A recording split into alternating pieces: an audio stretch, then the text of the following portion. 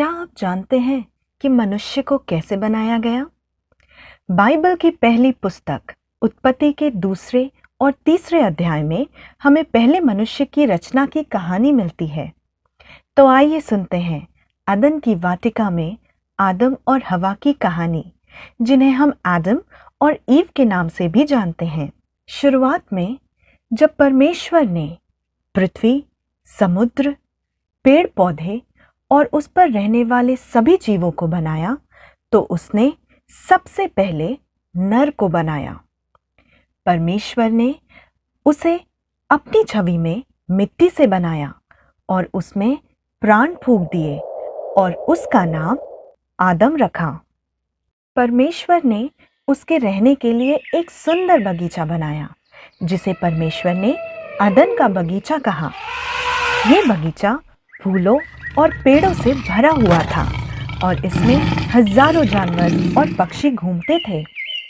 खाने के लिए सभी प्रकार के विभिन्न फलों के पेड़ थे। इनमें से दो पेड़ बहुत खास थे जो बगीचे के बीच में थे। एक था जीवन का पेड़ और दूसरा था भले और बुरे के ज्ञान का पेड़। उस बगीचे को सींचने के लिए एक महानदी अदन से निकली और वहां से आगे बहकर 4 नदियों में बट गई।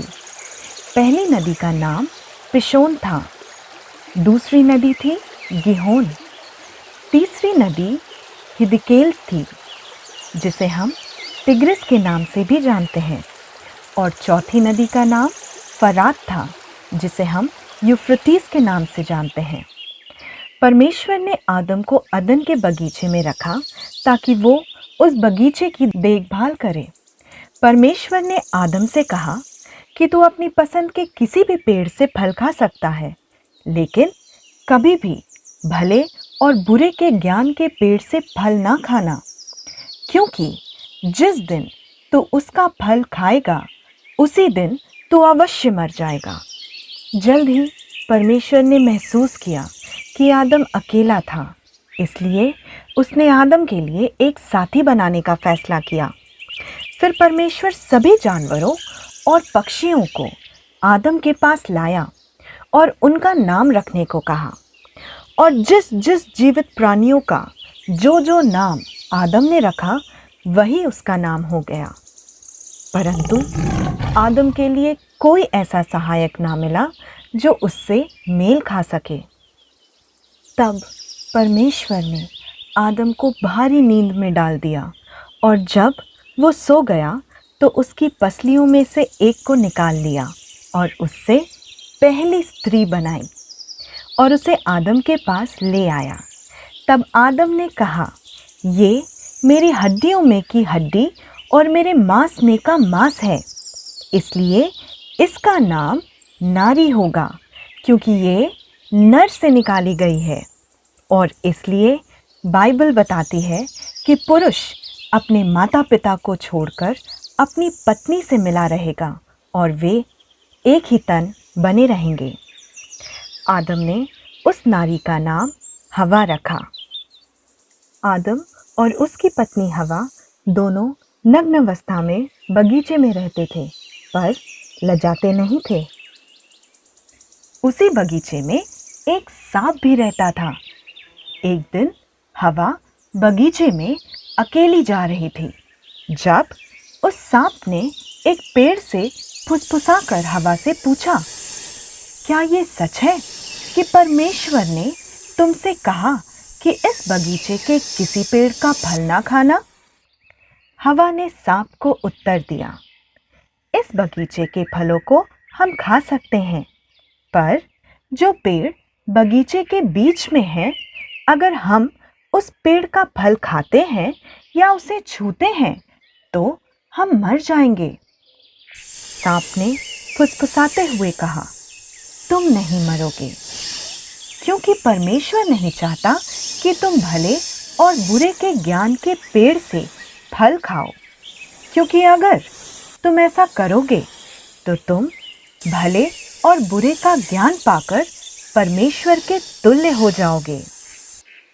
हवा ने फल को देखा और देखा कि वो ताज़ा और स्वादिष्ट लग रहा था और बुद्धि देने योग्य है, तो उसने भले और बुरे के ज्ञान के पेड़ से एक फल तोड़कर खाया, और ये देखते हुए कि फल स्वादिष्ट था, उसने आदम से भी कहा कि वह भी फल खाए। आदम ने एक टुकड़ा लिया और उसे खा लिया।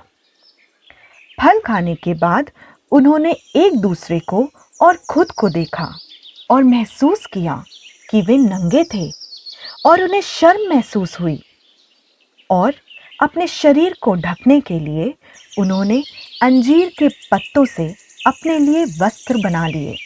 तब उन्होंने परमेश्वर को आते देखा। वे उसका सामना करने से डरते थे, इसलिए उन्होंने छिपने की कोशिश की, लेकिन परमेश्वर ये जान गया कि उन्होंने फल खा लिया है।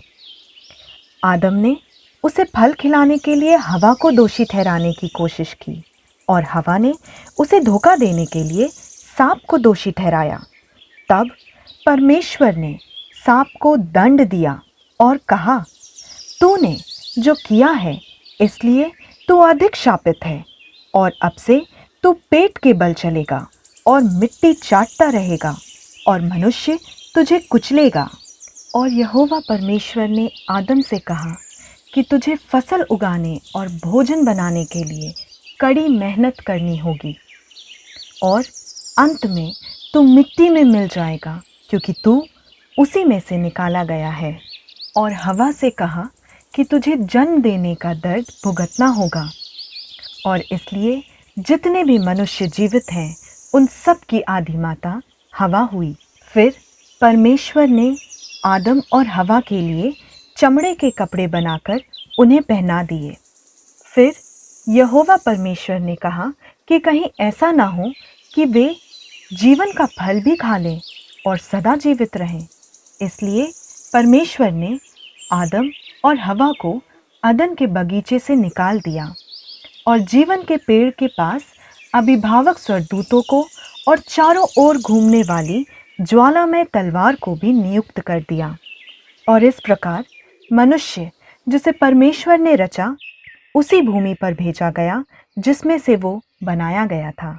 यह एक बहुत ही अद्भुत कहानी है जो हमें न केवल पहले मनुष्य की रचना के बारे में बताती है, बल्कि और भी कई चीजें सिखाती हैं। पहली शिक्षा, ये कहानी हमें एक आदमी के जीवन में उसकी पत्नी की मौजूदगी का महत्व बताती है। जब आदमी अकेला था, उदास था, तब परमेश्वर ने उसके लिए एक साथी बनाया जो स्त्री थी, अर्थात पति पत्नी एक दूसरे के साथी हैं। दूसरी शिक्षा, परमेश्वर चाहता तो नर की तरह नारी को भी भूमि की मिट्टी से बना सकता था, पर उसने नारी को नर की पसली से बनाया, अर्थात नारी नर के शरीर का हिस्सा हुई। और इसलिए बाइबल बताती है कि जिसे परमेश्वर ने जोड़ा है उसे कोई अलग ना करे। और तीसरी शिक्षा है आज्ञाकारिता। जी हाँ, जैसा कि ये कहानी बताती है, अगर हम परमेश्वर की आज्ञाओं का पालन नहीं करते हैं तो हम परमेश्वर से दूर हो जाते हैं, पाप में गिरते हैं, दुख उठाते हैं और मृत्यु के निकट आ जाते हैं। इसलिए जरूरी है कि हम परमेश्वर के वचनों को पढ़ें, उसे समझें, अपने जीवन में पूरा करें और परमेश्वर से निकटता बनाए रखें। उम्मीद करती हूँ कि आपको ये कहानी पसंद आई होगी। ऐसी और कहानियाँ सुनने के लिए हमारे चैनल से जुड़े रहें। Thank you. जय मसीह की।